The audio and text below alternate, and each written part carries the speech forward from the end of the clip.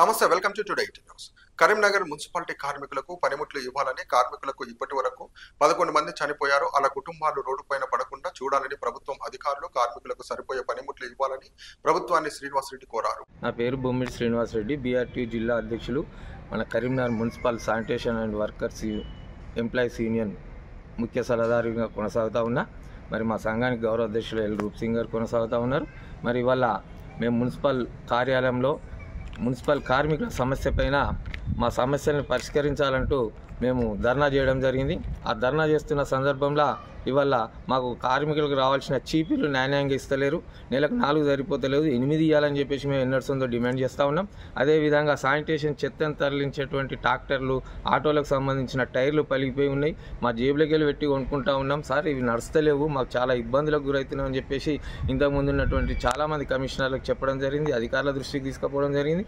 మేము ఇప్పటివరకు ఇన్వాయిట్లు ఇచ్చి అవి ఇచ్చినటువంటి పత్రాలు కూడా మా దగ్గర ఉన్నాయి. కావాలంటే మేము ఎన్నోసార్లు మొరబెట్టుకున్నా మరి వాటి సమస్య పరిష్కారం చేస్తలేరు. అట్లనే 11 మంది ఎంప్లాయీస్ మన కార్మికులు అనారోగ్యంతో మరణిస్తే వారి కుటుంబంలో ఒకరికి ఉద్యోగ భద్రత కల్పించాల్సిన బాధ్యత మున్సిపల్ పైన ఉంది. మరి ఇప్పటి వరకు వాళ్ళని నాన్స్తా ఉన్నారు తప్ప వారికి సరైన న్యాయం చేస్తలేరు.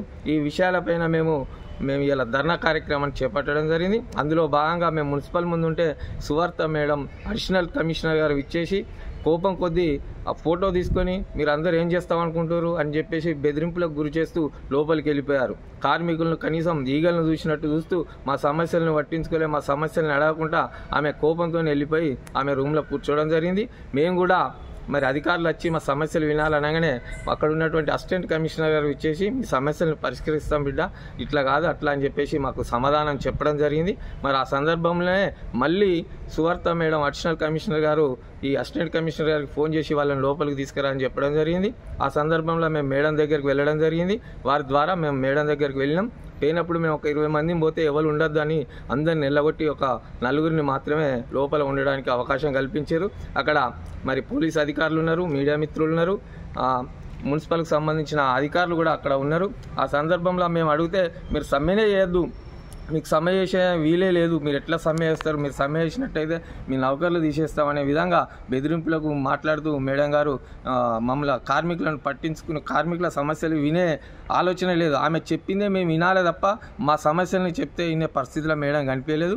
మరి అదే సందర్భంలో నేను మన ఈ మున్సిపల్ యూనియన్కు బీఆర్టీ యూనియన్ నుంచి వెళ్ళి జిల్లా ప్రెసిడెంట్గా కొనసాగుతున్నా. మేడం ఎట్లా అంటే నువ్వు ఎందుకు వచ్చినావు, నీకు సమస్య ఇక్కడ సంబంధమే లేదు, నువ్వు వచ్చి ఈ సమస్యను రేపుతున్నావు తప్ప మీకు యూనియన్లు ఇవన్నీ ఏవి పెట్టద్దు, ఈ యూనియన్లు ఉంటే మీకు పని లేకుండా అయిపోతుందని చెప్పేసి మరి ఆమె కటుగా మాట్లాడగానే మేము వెంటనే ఒకవేళ మాతో మాట్లాడినప్పుడు మేము కూడా మీతో మాట్లాడామని చెప్పేసి మేము బయటకు వెళ్ళి రావడం జరిగింది. మరి మేడం గారు ఈ కార్మికులను చాలా చిన్న చూపు చూస్తూ ఉన్నారు.